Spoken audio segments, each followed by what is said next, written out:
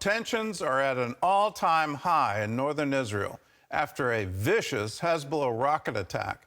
Israeli warplanes struck back, hitting multiple military targets in Lebanon.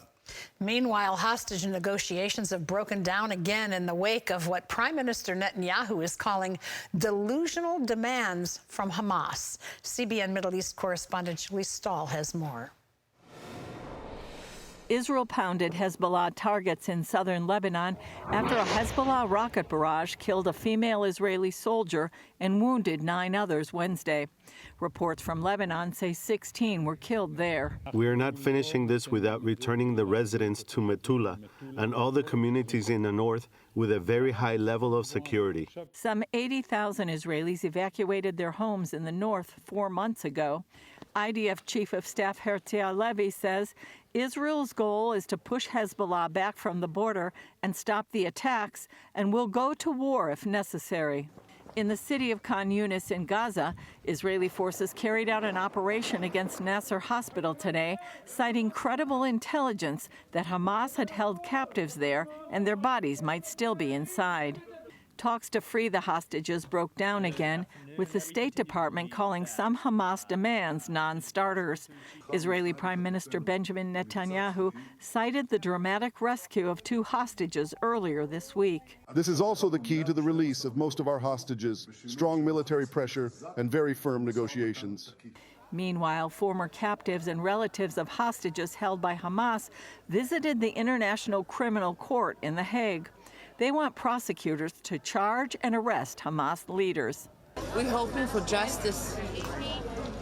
After October 7, we feel that there is no justice. The Hamas people, they hurt us. They murder us. They kidnap us.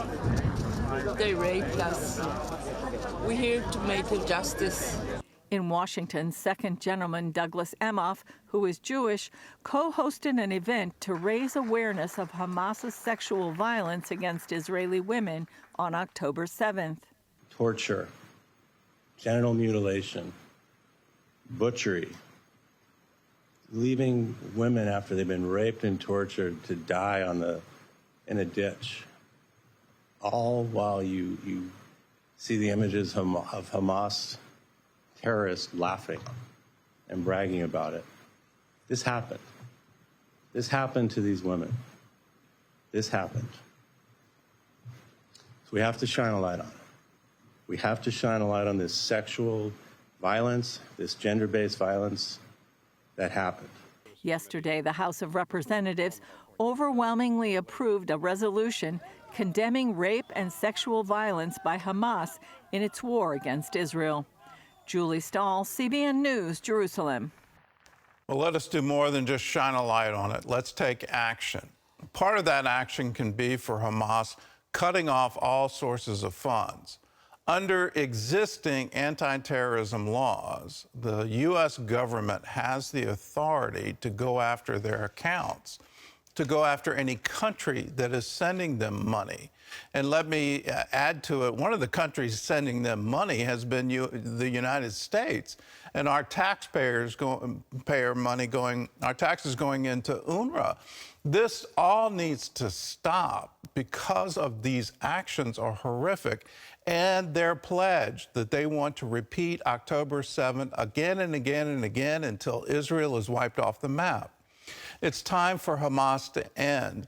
Let us continue to put pressure on them. Unconditional surrender, release all the hostages, completely give up, and let Israel take over whatever remaining strongholds there are.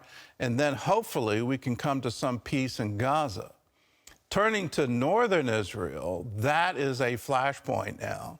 And there's very much a likelihood of war beginning. In this, keep in mind, Hezbollah has more weapons than many NATO countries. It's absolutely incredible, the arsenal they put together. Now, the UN has mandated the place that they've established this arsenal is supposed to be weapons-free. They've felt no problem in violating the UN mandate, so it's all against international law. Let's continue to point that out. What Hezbollah is doing, they are attacking northern Israel. They're firing barrages of rockets against them.